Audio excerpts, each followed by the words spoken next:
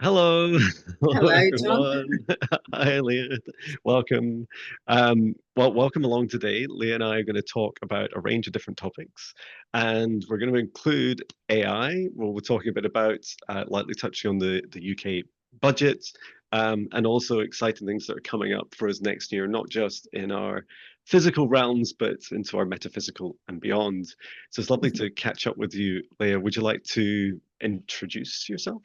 Oh no, I mean we can just get a card. I should get a placard or something. Just write, I am Leah. Um, uh, yeah, I don't know how to introduce myself anymore. I'm Leah Solmaz. I have a marketing business, an e-commerce store. I did acting and filmmaking for years, and just loads of random creative fields alongside very manual, menial day jobs. That's me. Fabulous. Yeah, Welcome. the And elevator pitch. and I've met you a few times, met you in person Mhm. this year, which was really cool. Okay. Patch just sleeping down next to me after a lunch walk. We came down and visited you. That was a lot of fun, driving Mm. overnight. I'm sure next time I meet you, I'll be in my new motorhome. Well, hopefully I'll And come visit you. That's the plan. Oh, that'd be awesome. And also, I'll try and avoid getting a parking ticket, Oh, which which was so funny. Although now that I know when you get a parking ticket, at least in that area, that if you just keep it, they can't give you a mm. second one. So you're going to get parking for the day. So yeah, we wanted to touch on some expansive topics. We've been chatting on and off between us about lots of things that are coming up, Mm. and it'd be really cool to share, especially what's coming up into 2026. Where should we begin? Do you want to talk about the budget, the UK budget? It's still up in the air, isn't it? So there were some good points supposed to be coming, but it's hanging in the balance. So that was supposed to be the income tax. It was supposed to be raised. So Mhm. I think currently in the UK it's 12,570. So you can claim that tax free. So if you're solopreneur, self-employed, even like workers and things, it would have benefited if we don't know if it's going to happen, if they rose it. So there was talks that they were going to raise it to about 20,000, and I mean that Mhm. would benefit so many people, me me included. But yeah, now it's kind of being redacted or kind of retracted, I suppose, and we don't know if it's going to be announced.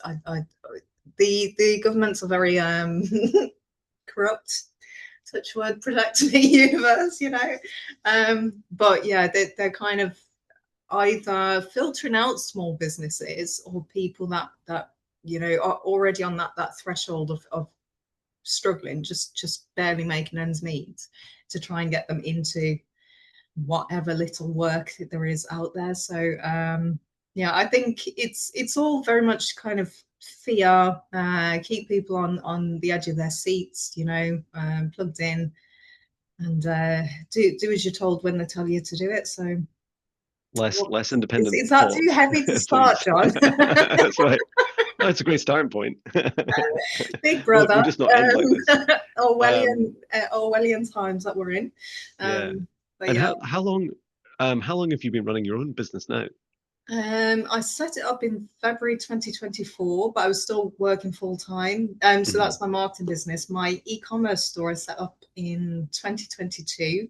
I've Okay. I haven't really done much with it. I was Mhm. kind of using that to kind of promote my activism work and things. Yeah. So yeah, that took a back seat. Then, yeah, October, I left my full time job, threw myself into my marketing roughly about February time, I think, this year. So, and then from the clients that I've secured, it's probably from April till now that I've been properly trading and things. So, Yeah. Oh, brilliant. Well, yeah, congratulations on your journey. thank It's such you. fun. And It is. I was gonna just the reason I was asking that question was I definitely echo that feeling of um not a lot of support, like Mm, almost none. In fact, mm, you'd argue that when in the UK at least, if you want to be a company of one or a solo trader. It's like this. There's really nothing there from the rest of our government. Maybe that Mm. might be in pockets like local initiatives that you might be able to connect with, but Yeah. I found it remarkable that there was really not just no support, but then even trying to figure out the things you think you need and therefore you know you're going to need some help with it, Mm. um, were really quite hard to stumble across. And when I so I formed my own company in May 31st, 2024. And I didn't even know that that was like, should I be a just solo trader or should I do this work through a Mm. company of one person, a limited company in the UK? And then like, how do things like tax work? What are the different taxes? The corporation tax, the Mm. Mm. more recently I'm paying VAT, which is a lovely honor to get to pay to have the income to get to that bracket, but at the same time, it's like, wow, this is also difficult. And then Mm. doing your own payroll, your national insurance contributions, Mhm. um, and did I mention corporation tax? Maybe did. I don't know. Yeah, There's just so yeah. many taxes, Corporation tax. taxes, and then taxes. And it's Mm. like, wow, there's a lot to discover, to Mm. self-discover, Mm. and a lot of it's laws or regulations that we have to follow, and yet it's Mm. very difficult to really know um, where to start. And I would Mm. say one of the big things I found was getting an accountant and one that you resonate with early on is really good Mm. because I Mm. have learned that having smooth flow of cash coming in is really helpful. Mhm. And I do Mm. feel that the way this world is going into 2026 is going to be much more about us doing work like this and less like increasingly less over time about big corporations, right? But that shift has to start somewhere. Mm. What's your experience been getting yourself up and running as a solo entrepreneur? I kind of went through the same, like overwhelming, oh my God, there's so much to it. But I did actually study business studies, that Mm, was in school. So I did my education in Ireland, so it's a little bit different here. They kind of yeah. make you stay on to do A levels and things. It's not an option that you leave really. Otherwise, they kind of shun you and outcast you and things. So I did business studies. I think that was I suppose GCSE. GCSE, is that right? I don't know. It Yeah. was junior cert there, so I think that's the Yeah. GCSE level here. Okay. Then I went on to do, I can't even remember how old I was. It was early 20s. I did a course with the Prince's Trust. So I was Mm, actually looking to get funding from them, and that was to set up an e-commerce t-shirt business. So I right. went on to still do it, but that was a level 3 in enterprise. So I had kind of the knowledge, Hmm. but again, unless you do it, you don't really know, kind of thing. So Yeah. I was aware of so many different things, and then it just got a little bit overwhelming trying to kind of keep on top of the account side of things, doing your trading accounts, submitting them, making sure you've submitted them right, as well as running the actual business. Because I mean, the first few months it was just literally me doing everything from like providing the services, trying to build up the brand, and then doing the accounts as well. So that got a little bit overwhelming. I'm sure I've got more grey this year than I had previous, you know. Hmm. But yeah, if you're new to business, I think there's a lot of free resources out there. The thing is, going into 2026, something that everyone needs to be aware of, whether you're a sole trader, a limited company, CICs and things like that. Um, you will have to do your accounts quarterly now from 2026. So quarterly means like every 3 months. That's like the Q1s, Q2s, Q3s. So ideally, if you can invest in definitely the software. So I think they're doing away with the online submission portals. So Hmm. you need kind of government recognized software. There's a list of them. Xero is one that everyone knows, but it is quite expensive.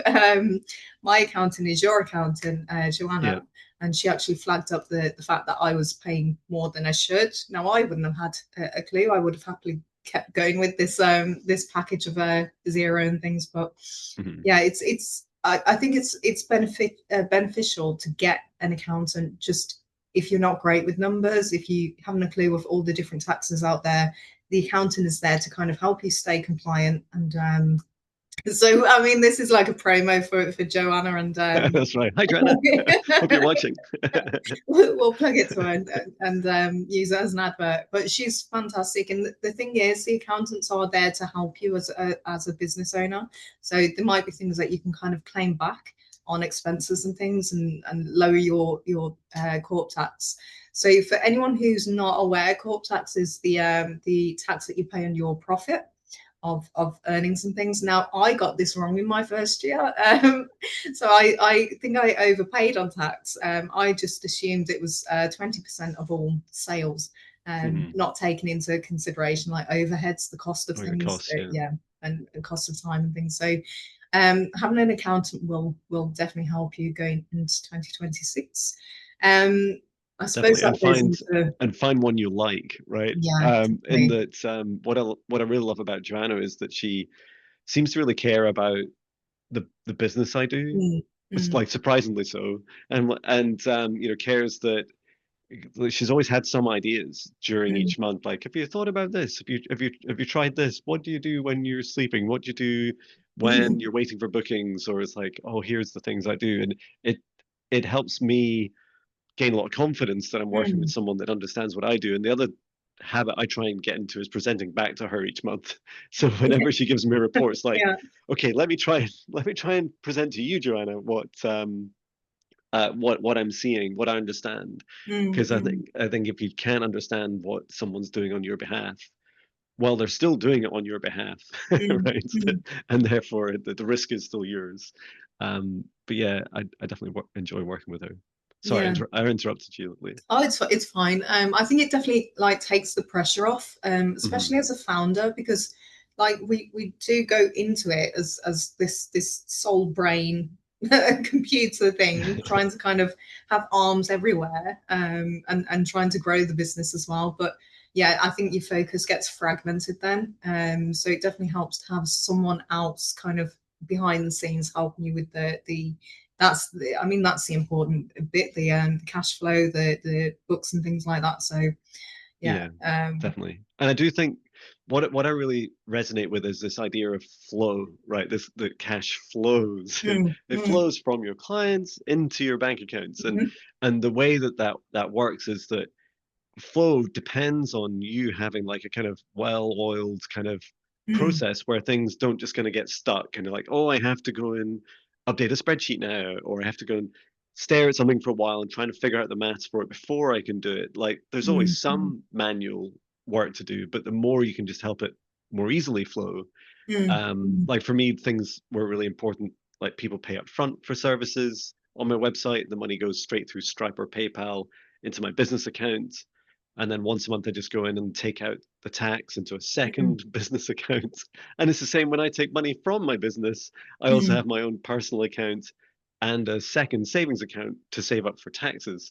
And mhm, it's like, so that there's no kind of weird unpicking at some point going, mm, God, thanks mm. for the flow, but now I have to like like Yeah. gradually pull things apart and worry about whether I've got enough to do that in every month. Mm, mm, mm, So yeah, definitely having it. I think it took me about a year to get comfortable with how everything was working. And yeah, you're absolutely right. Things are constantly changing too, so that's fun. mhm, mhm. I think that goes into like the automation thing as well. So Hmm. if you can automate as many processes as possible, so automation is just kind of streamlining the process of things. So the likes of like invoicing and things, if you can automate those to kind of go out on the set date instead of you having to manually type them each month, just things that kind of give you back the time, because the time is the most valuable thing aside from Yeah, cash flow. yeah. It very much is time management and things. So yeah, automation really helps in everything from you bank into your actual operations, and yeah, just life. If we could automate life That's to right. benefit us and not the government That's right. doing better. Yeah, and I do feel while these worlds coexist, you know, work because I keep seeing whenever I do these predictions into the coming years that there'll be less reliance on big companies right? mm, Where we used to like a salary. I had 26 mhm, years of salaried jobs. I'd never been a contractor. I'd always just was used to getting a certain amount of money. And mm, there's really bizarre paradigms within that that I didn't know for those 26 years. And so one is I didn't realize that I paid for my boss. Like mm, now I don't have a boss. I know I don't pay for one, right? mm, Because mm, I and if you know it's a good thing to think about in your current job. If you're in a salary job, who's paying your boss's salary? Like have a little think. You know, you might mm, think, oh, maybe it's the CEO, or maybe it's, you know, their boss, or maybe it's shareholders, or no, it's the same customers. And actually, who's doing the work? Likely you are, because if you have a mm, boss, you'll be working for your boss. And the other thing I found fascinating is that just as I work for myself, that my income goes up and down each month. And it's so funny because if you think about it, what big companies do, especially, is that they make a gamble on that, right? They say, well, I'll draw a line in your salary each month that says how much I'm willing to take a gamble on you with it going up, but also, you know, not too much. I don't want to like give you too much. I want to make money too. So I'm going to like have it kind of lower down. So it's more like a mhm. safe bet. And can you imagine saying that to either of us now? Like if we had a monthly chat with Joanna and she says, hey, I know I'm not your boss, I'm just your accountant, but I'd love to say to you that you should cap your income. And you're like, Mm. what? You should just like, you know, not earn more this month. Like, Yeah. why?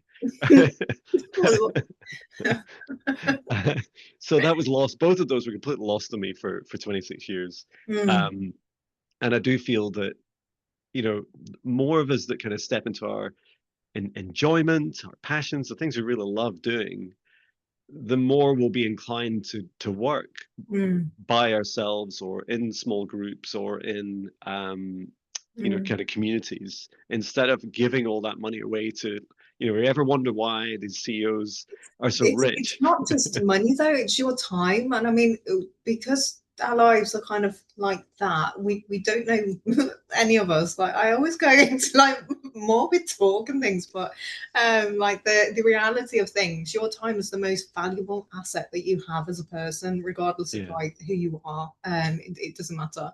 But you most people they have that 40-hour a week grind job. Most of them don't like their jobs. They're just doing bare minimum. They're not really giving it their all.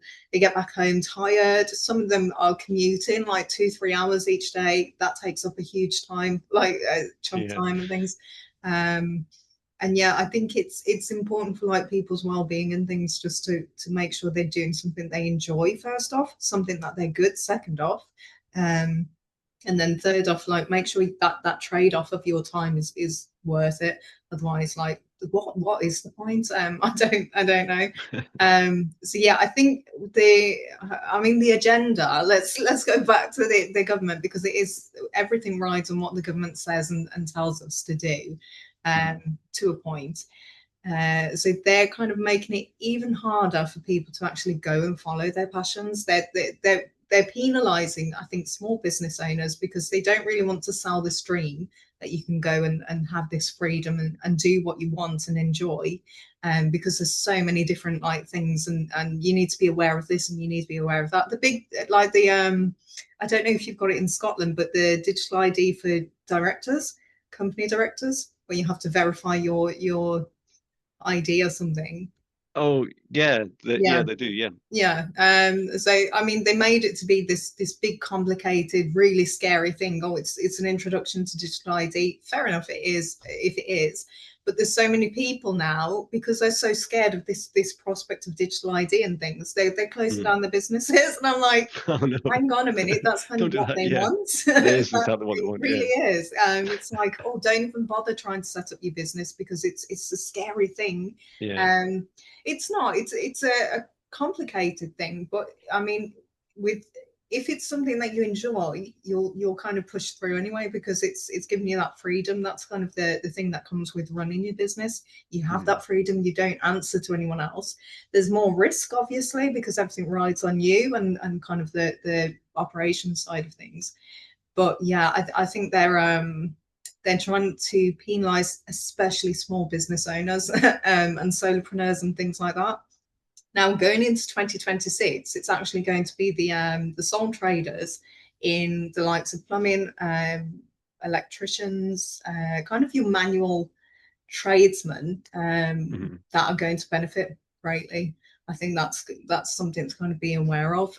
Just because everyone is so focused on AI and technology and automating processes and digital thing, people don't realize the digital space, as grand and as broad and as many opportunities as there is with it, there's still a major risk, and that came in the guise of the AWS servers going down this year twice. I think not even just once, twice. Yeah. So if you're kind of just running your business online, which I am, but I kind of go with the flow of things anyway. There was so many people, they just lost out on God knows how many amounts of money in the space of 10 minutes, mainly these big corporations and things. Yeah. So that's kind of the opportunity for next year. If you can kind of go into a trade, especially like manufacturing trades and things like that, you'll see the benefit of it. I think I went off topic. I hijacked that sentence and then went off topic. I'm so sorry. That's right. Nothing new. It's all helpful. Yeah, I do find it really fascinating. For example, we could be having a conversation about taxes going up, and what, like, if VAT went up, I'd have to pay more VAT. It's around, I currently pay, I think, around 17.5% out of, but if the company, if my income for the business, if the gross income goes above another threshold, that goes up to the 20%. So they could just put that number up. And one thing I always reflect on is just whenever it's almost, I almost describe it to myself as it's a tax of doing business in this current reality, right? It's like while all these things kind of coexist together, my dream, along with the less dreamlike experiences I have with taxes and governments. And what I would say is that it's never really put me off. It just makes me think, okay, I just need to earn more to pay. If taxes go up, I just need to earn more and try and figure out intelligent ways. So far, touch wood, I didn't put up my price at all when when I'd start paying VAT. So I just took a 17.5% cut. But it's it's never as simple as that, right? You just think, and most of my clients aren't in the UK, so they wouldn't even likely understand what. Although I have to legally state the tax that it's included within my pricing, like anyone else is like, well, who cares? Like, I don't know what it is, so why should I care about it? And I do just resonate with this feeling of there'll always be enough abundance while I'm following the thing that I love, my mission, and the work I love. The other really fascinating, I had a fascinating conversation with an ex-colleague from Amazon on Friday, and they're asking me about how do I identify new products and price them, new services and price them. And I said, well, first of all, I explore a lot. I try lots of different things, different live streams, different online and in-person events, and I just try them, usually at a lower cost or free to begin with, to see if I enjoy it. Like, does my try and say it with that mild swear word? Does my heart enjoy it? And then, secondly, if it does, then just figure out a price for it, and then see if people will buy it. And that approach has worked really well, because if you don't enjoy it, right, at the very heart of it, especially if you work for yourself, I mean, I literally have me in a mirror to just say, or my selfie mode on my camera, and say, hey, Jon, why, why don't you like doing this? And like that Mary Poppins mirror, the way it talks about, yeah. That's what I need. And who can I complain to? Just myself. And HR. that's right, Jon HR. And I really love that, because it's the same with, it's easy to get these things in really tightly coupled, thinking that I can only do one thing. I think that's one of the advantages of creating your own business, is you can just do anything. Some places, I guess, depending on where you register your bank account or your insurance, like things like this, you may have to say, kind of label it. I loved in the online banking form. This was when I completed for my savings account for business for my taxes. There was psychic medium was one of the Oh, selection wow. choices. And I was like, yes, we're not being chased out of the villages anymore with burning torches and pitchforks. And it gave me just a little seed of hope that there's a future where you can just follow your dream and be successful at it. And while still, having it has to be legal, you have to have like business sense. You have to still be able to pay for your bills and look after Mm. yourself, just without being so terrified. You kind of end up in this gridlock situation. And many practitioners in my space I know have found that really hard. They just kind of get a bit deadlocked. They'll be like, oh, there's all these things I don't really understand, or they have a bad experience, their first um, business or personal tax submission, and they're like, oh, I had a ton of tax to pay, or a rebates that I never knew I had, and Mm. I'd overpaid, and I'd got a loan to to pay that amount in the first place. Um, Mm. but yeah, these are I I guess what I'm really responding to is that fear aspect. I guess it's I totally agree with what you're saying. Is that there's no, if not there's no government support. If not, they're trying to make it harder Mm. to do this work. And at the same time, we can do things like I run a live stream every 2 weeks, called My Heart Aligned Business Alchemy, and I'm doing live streams every 2 weeks, really just to teach what I've learned. Mm. And just the first couple of weeks are focused on the mission. What is it you want to do? The second is about the enjoyment and how to focus in on that, and some meditation and psychic practices to help you visit your future, and what are all the wonderful things you want to feel like when you go there. So that's free. The last one I did, lots of people were asking about, what about taxes? What about these things? And it's like, great, I'll do that in a future one. Maybe I could convince Joanna to come along to it as well. That That'd that be would good, that would wouldn't be a lot of fun. it? I think so. This is the correlation between the AI gold rush thing that's kind of going on at the minute. So Mhm. the last couple of years, behind the scenes, a lot of corporations, they have been investing more into AI. So this is why I think if you're not happy in your job, really kind of sit with yourself and figure out what you actually want to do with your life. Not to kind of feed the fear aspects of things, but to make people aware that most of Yeah. these corporations will look to replace people with AI. This is the kind of thing to really be aware of. It's not just a case that they'll automate the processes and great, they'll bring in AI and then someone will kind of manage it. You literally can replace up to 10, 15 people with one AI process. This is kind of Or the hundreds of thousands, yeah. yeah, I think that was a couple of weeks back. Was that Amazon? They've literally got rid of.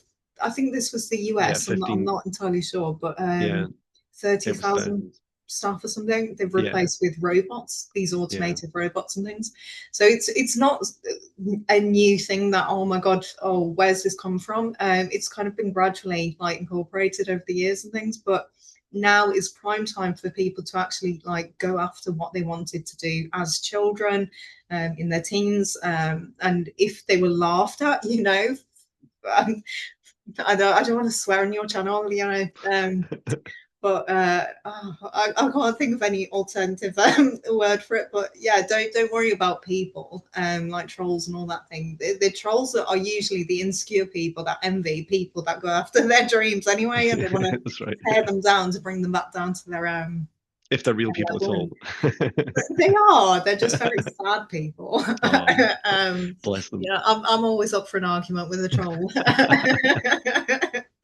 Destroy them mentally and things. That's the dark side of me, I think. But yeah, I think now is prime time to really kind of go after what you want. Forget all the fear Yeah. mongering stuff from governments, from other people. I mean, when I was doing like my acting and filmmaking, I had a family member, like a external family member, say to me like the acting filmmaking is not a real job and things, and I was like, what? Okay. So what do you want to? I was like, well, filmmaking. I've always wanted to do filmmaking. He's my careers guidance counselor. Oh, wow. He pulled me into the office. I scored high on one of the SAT test things, and he was like, Mhm. "Oh, you could do rocket science." I was like, "I don't really want to. I just want to do filmmaking." And they just looked at me as though like, "Is she like okay?" But yeah, Wow. it's kind of just go after what you want. And I mean, now looking back, filmmaking wasn't for me, especially the more corporate elite side of things. So it's better though to try and kind of explore it, because you don't know unless you kind of go after these things. So Yeah. if you're kind of that person listening and you're stuck in the grind, 40-hour grind, and you resent it and you're not really getting much time to yourself, think about either dropping a couple of hours here and there if you can, or kind of switch to a job where it allows you that kind of time to explore what you want to do, either study, or yeah. The thing is, most of the courses and things, even those are designed to trap you. So you don't need academic materials and degrees and all that thing to kind of go after your goals either. That's another cloud illusion thing that That's right. people use. I mean, I haven't got a degree in business at all. I haven't got a degree in marketing. I've just done courses over the years and I've learned on the job kind of thing. And practical experience is more valuable than any piece of paper that says, oh, you're trained in something. Yeah, absolutely. Yeah, I totally agree. Mm, I feel a really powerful message you're bringing up there is just is the following the thing you enjoy. Just like mm, when if you wanted to do filmmaking, it's like, well, it's because it felt good, right? mm, And it's we seem to have this cultural programming that we've created around ourselves, which says that, oh no, you can't be paid as much for the things that you enjoy. And it's like, hang on, what if I enjoyed those really terrible things that no one else wants to do? Oh no, you won't get like as much money for that either. It's like, hang on a minute, that doesn't work. And mm, it's really bizarre because really, and just like our kind of human versus machine this competition that's emerging with AI, mm, and the fact that, I mean, AI, if you believe it doesn't have any feelings yet, it's like, well, we do have joy and we can follow that. And lightly, the reason that you enjoy it is because you have superpowers in it, right? There's something about it that it's because in our joy we have this kind of this little flywheel, right? Which is like, I'm loving doing what I'm doing. mhm, Time's flying by so fast, and I just come away from it feeling energized, maybe a bit physically tired sometimes and a bit exhausted, but it's just so much fun and I can't stop it. And I don't even really consider it to be work. And I love mm, it, love it, love it. And then this feeling of, oh, I just keep learning all the time and keep getting better at it. You know, it's rare that people say, I really love doing this thing, but um I just like don't want to do it for the future. They'll say, oh, I would never earn money doing that. And the first leap I took was I just kind of suspended belief about money, right? And I just said, I'm just going to do 2 client sessions of quantum energy healing or quantum psychic healing every mm, 2 weeks. And I did that sorry, twice a week. Did that for about 2, 3 years alongside my corporate job, which was initially full time. And as you say, I, a great suggestion to bring it down to part time. And that just freed up the space because then I could have, there'd be a day, for instance, where I was doing nothing else, just other enjoyment, um, and enjoyments, joyful things, time with my family, going camping, whatever I was doing, and then I'd do like one session in the evening, and it's like, yeah, when I'm happy and relaxed, this is lovely work to do. mm, I would love to do this because once you figure it out if you enjoy it, then you can worry about, how would you earn an income from it. But if mm, you haven't figured out what it is you enjoy, then there's nothing to get an income from because you haven't even got to that stage yet. mm, Um, and lots of people would say to me things like, "Is there money in that work? Can you even do that? Is it legal? Are you conning people, John?" Like whatever the um, whatever the kind of resistance, the traditional resistance was. Um, and I do feel that the more you just try it and see how it feels, you can also get other people's feedback. Ask people that you're doing it for, is this something you consider paying for? Or don't ask them and give them a price and see if they'll buy it. mm, Um, mm. how did you get started in the work you're doing now in marketing? Um, I It was only Friday. I had a conversation with someone who asked the same question. I was like, I didn't really have a choice, to be honest. So my last job, I was head of marketing. So that was kind of the introduction to doing it like corporate B2B industry level. But I'd already been doing it with the filmmaking as well for 10, I don't even know how many years I was doing that, but I had like an understanding, especially of like digital marketing, also face-to-face networking, and yeah, word of mouth is actually still the most effective route of marketing, believe it or not, and referrals and things like that.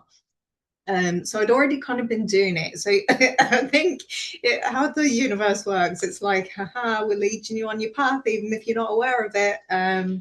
So it was probably February last year. That's when I kind of set up this Solmaz marketing things, and it was like, okay, so I've got that entity. I already kind of had in my head this vision of where it was going to be, and I'm kind of in that now, and I'm like, oh, okay. So you've got to kind of keep changing the vision until you kind of embody it. And it's a bizarre thing, but when you do kind of get into something that one you're good at, because that builds your confidence. The minute you have confidence in something, you deliver even better. And it's that growing thing. The money aspect didn't faze me at all with this filmmaking. I had people kind of tell me, oh, you can't make a living in film, and I was doing like day jobs to kind of pay the bills while I was doing filmmaking and things like that. But then I got to a level with the filmmaking where I was offered good money as well, but I turned that down. So it's not always about the money. I think the money is the government's voice saying, like, if you don't earn money, you can't do it. Don't bother chasing your dreams if there's no money in it. The money will come if you're confident in what you do, regardless of what that is. So the money is not something to focus on. It's the feeling that you want, and it's that stability, the freedom, the joy, the fulfillment of things. And often that isn't like in these jobs that we take on just to pay the bills. There's no fulfillment whatsoever. And I mean, there's a cliche that some of these jobs out there, they're soul destroying, and I don't think that's kind of like a metaphorical. It's not a metaphor. That's right. I really do think they are. They sap your energy, they sap the joy. You become resentful, then you participate in whatever, I don't know, work drama and things. Just kind of have this distraction from the work because you're not enjoying it. When you're enjoying something, you throw everything into it. You're open to learning new things. And I think this ties into AI as well. So when people are kind of worried that AI is going to kind of replace everyone, it won't, because it can't level up without our level up, if that makes sense. Our input is what kind of levels up AI. So if we're not leveling up as people, it's going to stay stagnant. And we're already seeing that. That's the likes of the content creation and things. So all of the blogs at the minute on the internet are like 80 or 90% produced by AI. So how AI works, it's drawing from historic data that we've already inputted, like inputted, is that a word? Yeah, we've already created, and it's trained on, that's right. Put in somewhere down the line. So it's just kind of replicating things and regurgitating the same stuff. So because we're not creating anything new, that's not creating anything new either. So and the thing is, I actually like the premise of AI, not necessarily for the dark agenda, which is going to be like predict people's behavior, like Minority Report kind of stuff, but for the fact that it can kind of help. You can bounce ideas, especially the likes of Perplexity. I haven't really used that. I don't know why I plugged that. ChatGPT, Gemini. You can use it to kind of learn as much as you think it's going to kind of replace you, and that's it. You won't be able to learn anything new. AI is as good as we are as people. So I think that's kind of one of the things as well, that the government and all these corporations that are kind of racing to invest in AI, you still need people behind that, regardless of like what it is. Even these robots that they're using in these fulfillment centers and things, you still need some kind of human tech to look after these machines, because if a machine's going to kind of malfunction, unless it's got that self-preservation coding in it, you know, it's redundant. Yeah. And again, if the electrical grid goes down, if the internet goes down, what happens to the robots then? So I don't think humans are going to be redundant. If anything, they'll be more valuable, which is kind of what people need to realize anyway, that their own value and worth and things. So Yeah, definitely. Yeah, I definitely resonate with that. I found it really fascinating meeting with my colleagues from Amazon on Friday, because I've spent 8 years in developing AI and building those teams, so that, and that most of them are still running.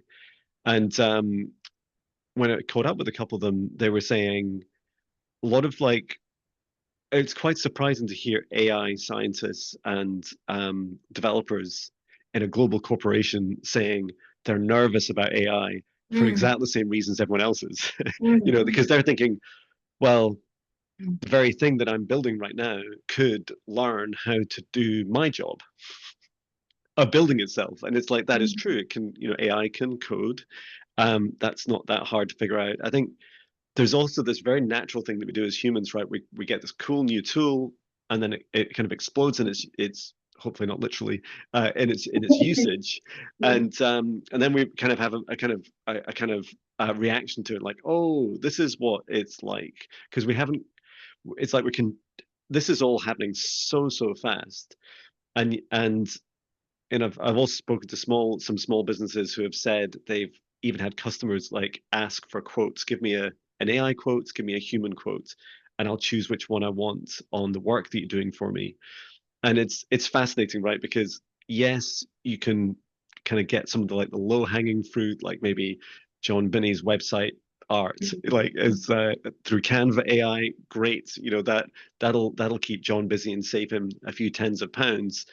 But then if you want actual art, if you want to really inspire humans and connect with those feelings and emotions and create something brand new and inspirational, you know, we know of so many humans in our history and in our present, single people that influence the entire world with their ingenuity, their creativity, and their joy, and the changes they bring about the world. And AI is still just getting started. And really, because I spent a lot of time last month working with like my spirit guides and creating. I was doing a presentation at the Sir Arthur Conan Doyle Centre in Edinburgh, and on this subject. And really, we're being asked as the human race to be conscious parents of AI, because it's our baby, right? We created these little thinking machines in software or hardware or both, and it's up to us to really look after them and not, yeah, to not be, first of all, super scared of what we're creating, because if you're scared of your kids, and I've got lovely It kids. reminds me of Frankenstein. I think that's That's the right. the new Frankenstein's thing on monsters, Netflix. right? It very much is Victor and the monster. That's So right. And I do feel that, because some of the things that have been known about for decades in the science and AI industry is that AI naturally amplifies bias, right? And we were already just 2 or 3 years ago, we were already broken as a planet with respect to our understanding of that, because the people that develop it totally understand it and it's totally transparent, and yet those that use it didn't understand it at all. And that's just continuing to amplify, and our governments are trying to like bring in like slow. This was some of the work I was doing just before I left Amazon, was trying to influence in particular the US and European governments to say, okay, here's like some of the basics you need to get right. Like, don't just, you know, think that all people that are software managers need to be Jon Binnie's height, look like Jon Binnie, talk like Jon Binnie, be Jon Binnie. Like, that's not going to work, right? You're going to have to be fair regardless of how someone looks, where they're from, what their age is, what their gender is, and pay attention to their actual skills. And that's the hard thing to figure out. That's what the humans are doing. So if you're a human that loves, for example, in this example of helping recruit people, and you're just so passionate about it, and you love connecting people together, and it fuels your heart with such joy every day, it's going to be very hard for AI. It might be able to do a worse job at scale, but really going to struggle to Mm, replace exactly what you do. And if the company you're in doesn't value what you do, either do it yourself or find another company that does value what you do. mm, Um, and yeah, because AI is also contributing to some of our own fears and insecurities, right? With toxic environments and companies going, I was already scared of my job. Now I'm scared AI is going to take my job too. mm, Um, and some of those suggestions I'd have for you is if you're in those situations, just remember that this does affect us all, but if you're in a company that's losing, like making lots of redundancies, and you're kind of mm, clinging on and you're burning yourself out to that job, just remember that if there's another company out there hiring, likely at least for a while, you could join that company and they're probably in a happier place. mm, Probabilities, not guaranteed, but mm, probabilities, because they've like either come across that already and have figured out their own strategy towards it, or they're just in a more joyful pattern where they're following the things that they really care about as people and less about protecting and hanging on to an mm, old world that they were fearful of and was starting to collapse anyway. mm, mm. I think whenever there's like a fear attached to something, that's usually like the propaganda side. So the thing with AI, there is an opportunity both to kind of grow as a person because you can kind of learn things. You can, especially ChatGPT, I use it as like therapist slash Yeah, co-founder slash all sorts, you know. But the thing is, there's an opportunity to grow with it, to learn new things. But there's also, and I think this is kind of a business opportunity for people who kind of want it. And there's an opportunity to actually create businesses that aren't online. And that could be like networking events or kind of like community driven initiatives and things like that. Just because there's such a saturation. Everyone's talking about AI. Everyone's talking about digital, this, and this. Social media, even social media, I find it boring now. I yeah. just can't. I can't. I haven't got the brain width to kind of sit there for hours scrolling. And I mean, now and then I'll have to create a post just to show that I'm active as a digital marketer, you know. But there's such an opportunity aside from like the digital space still. And I think people are forgetting that there's a world outside the digital space. And I think we Yeah, touched on that in one of the podcasts. It's pinging some deja vu thing yeah, that there's life outside of work. Not everything is about money. Not everything is about like digital. Not everything is about the government. Not everything is about like other people. I think that's kind of what the crux of it is. That we're trying to kind of, we crave community. So the community that we're shown, the government, what the government's kind of putting out is that we're moving to this AI digital space. Everyone's got to focus on it because like if you're not part of the community, you're an outcast kind of thing. So I think yeah, that's kind of the opportunity with it. Obviously, there's opportunity with AI. You can plan out businesses, you can plan out ideas. There was a big hoo-ha. I don't even use that word, but I don't know where that's come from. But yeah, a big uppity. I don't know. I get random words in my head. I'm like, I don't know who's who's put that there, but hoo-ha.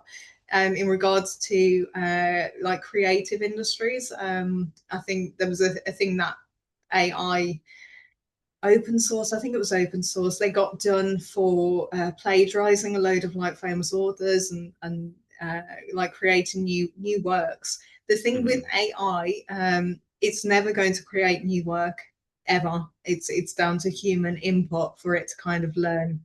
Not necessarily new things. It's kind of data that's being fed in, and that's kind of what it builds its new processes. But yeah, the original thoughts and uniqueness come from like the human race still. yeah, So I think it's that thing that it's a power struggle. It's very much about like people's mindsets and things. So I think one way to kind of take control in the day-to-day, like practical advice now, instead of kind of future escaping like opportunities and ways to make monies and all that thing, monies, is to kind of get back to the day at hand, one day at a time, and stack up the little victories. Now that could be like, oh, you made your bed, like make a to-do list. To-do lists are like my bread and butter of like life and things. Just writing down what I want to get done, what I need to get done, And the minute you've kind of crossed off a task, it's an achievement, a success. So the minute you start kind of stacking those little victories in your day-to-day life, you can go on to kind of, well, what other goals do I want to kind of achieve? Is it kind of you want to drop hours in your job? Go to stack and just do. It's the fear that stops us from living.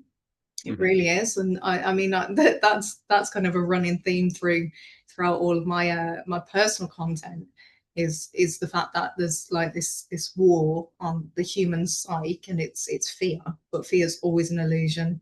If there's fear attached to something, it's usually because someone's attached that fear to it, and they're saying it's a control tactic and driving Yeah. fear. So And such simple things like, and you touched on some there, like, you know, oh, you can't afford to leave the job you don't like because mm, you won't earn as mm, much mm, doing the thing you love. And it seems, and just saying those words sounds so counterintuitive. mm, Why would I earn less and be worse at the thing I love? mm, Um, and that's certainly been, you know, my experience too. Is like, for mm, sure you can earn, you know, at least a good income or whatever you choose or more in your mm, power. And you mm, know, the to-do list, I found myself year after year in my corporate job feeling that I was never enough because I never got through my to-do list, right? I was always like, there was always so many things thrown at me, and I was always trying to figure out what's the right things to prioritize. I still now have to-do list, but it's quite short, and it's just, and I just prioritize it by my joy. Like, what is the thing I really love doing? So at the moment, it's a list of about 5 things, mm, and mm, one of them today is like, I'm really focused today on, other than this in a live stream, developing a training course. And I just love being in that zone, headphones on, in my mm, little office, listening to my favorite band, on my headphones and plowing through mm, that work. And it feels lovely. It feels so good at the end of the day. And yeah, sometimes it's just that my calendar said I've had 1 or 2 client sessions, and that's enough. In the day, mm, I don't need mm, to solve all the problems and to do mm, all my to-do lists. It's still there tomorrow mm, to keep going with. Um, and that's definitely been a big difference I found in the way I work. Instead of being so like tightly coupling my productivity with my own self-worth and mm, self-love, like you say, like, did you get out of bed? Did you have, you know, did you have a roof over your head? Did you have food and water? mm, Did you did you have exercise? Did you do something towards your dream today? These are all, you know, as soon as you start to forget those things, as you say mm, with fear, it suddenly all disappears. mm. It's all like, yeah, did you do the thing your boss said? And like, what would they know? Well, it's still, if you're in like a full-time job and things, you know, still try and do the work, but don't throw your soul into things. Now, I've worked in jobs where I was, I've got PTSD anyway, so it's that overachiever, like perfectionist kind of thing anyway. But I've learned over the years not to kind of throw too much of yourself into something that isn't yours, just Mhm. because it's redundant to you. That person or that company or work or whatever trying to kind of pull myself out the hole there. um they're focused on their dream, so unless you're focused on your dream, no one cares how much effort you're putting into someone else's dream, unless they're Yeah, like a really decent person. But most of these corporations and things, they're not, yeah, they're they're not kind of an interested. Yeah, entity in themselves that are kind of self-sustaining. They're not really there for people's welfare, even though they pretend to bring out all this mental health support and things. It's very much you need to kind of take control of your life, and no one else is going to take control of it for you. I think there's so many people waiting for like people to save them, like celebrities, governments, Superman, you know, to come and rescue them from yeah, these lives and things. But the thing to remember, you always have choice. Now, I can kind of, in my head, I can hear people saying, well, I need money to kind of set up a business and all that thing. I didn't really have money. I had like a little bit of savings, and that lasted me. And then it got down to that was when you came to visit me. I was on literally the breadline. I was like, oh my god, if I don't land this client, I'm gonna have to sign on or something, you know, or go onto the government universal credit, whatever you call it. yeah. Um, and I was like, what do I do? Why did I leave my job? You know, you have those existential moments, but that is the point of growth. That's the Mm. phoenix rising kind of thing. That's the only way to learn and grow in life. And Yeah, it's nerve wracking, but it's exciting, and that's kind of where life is. It's in those kind of not like crazy risks. You know, don't go jump off a building because someone said, "Oh, I'll give you £1 million" or something. We're too afraid to take risk.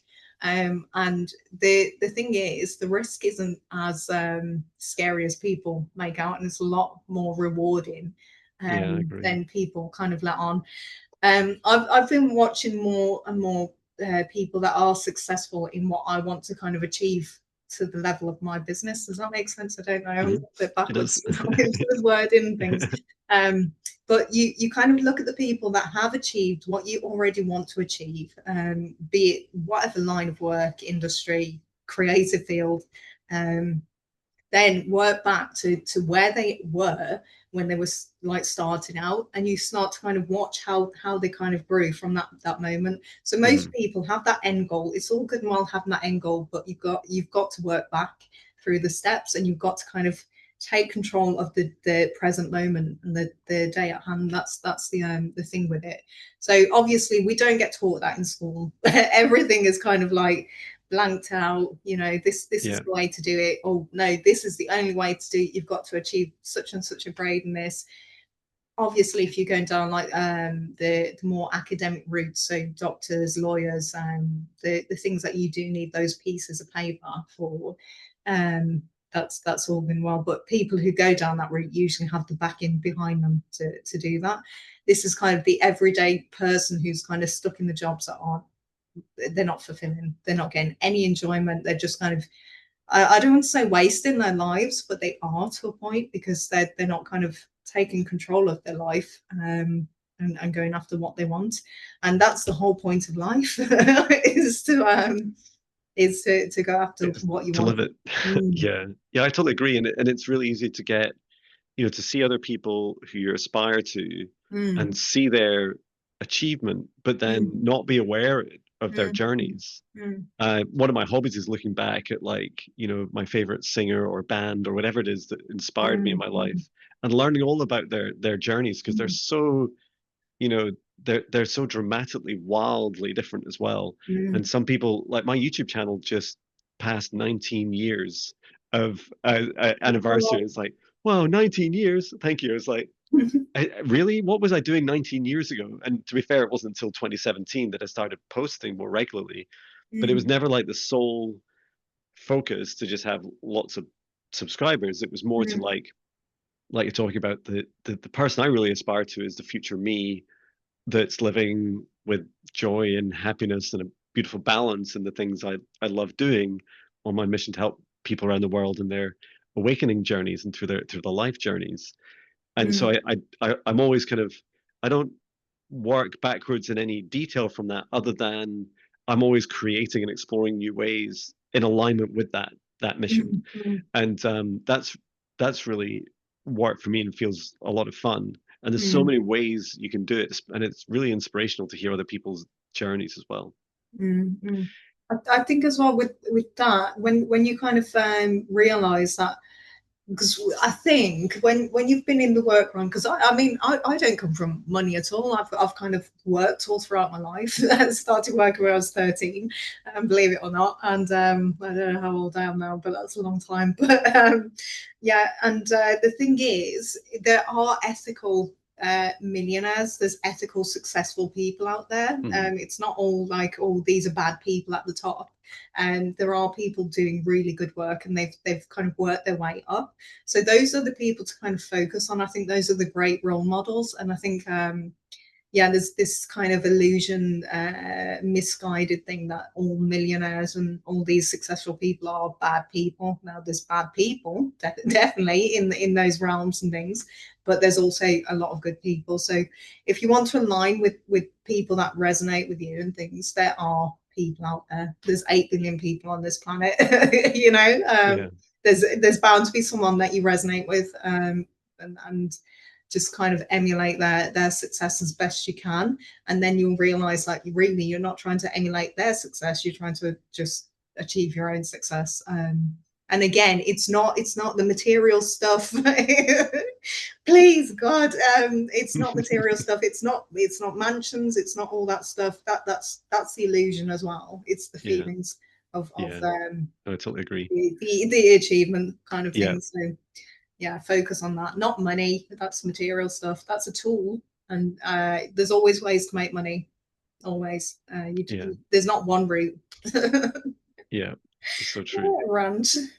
Wow. Well, we could chat for hours. Mm, mm. And Yeah. it's been really lovely catching up with you, Leah. Thank you so Thank you much. so much. Yeah, it's always a joy. You give me Likewise. such a burst of like, I don't even know, like sunshine. There's the Yay. sunshine. Likewise. And Yeah. I felt like in that last point, like it was a really powerful message for me. Like I do Mm, struggle a bit with finding people. mm, Sometimes it's easy to get a bit disconnected with, who mm, actually inspires me. mm, I'll have mm, to add that to my list of explorations. mm. But yeah, thank you so much for coming on today. No If problem. It was a pleasure. if uh, if people would like to reach out to you, Well, how do they connect with you?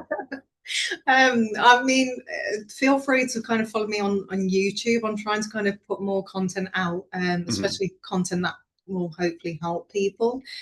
Just because I think when you realize that you're it's the abundance thing. So if you get into that state of abundance, you know you have more to give than more to get, kind of thing. So Yeah, that's kind of my reasoning behind putting out more content at the minute, and that's on my personal YouTube. So that's Leah Solmaz. yeah, And then also on Solmaz Marketing, the business that I that sustains me somewhat, is I'm putting out more tips on AI, digital marketing, business, and just whatever kind of wisdom I have, I'm happy to kind of pass it on. So you can follow me on there. LinkedIn is kind of my my go-to, which is really boring, just because it's all work and things. But I enjoy what I do because there's so much that I'm learning about myself through this business journey that I mhm. never really knew.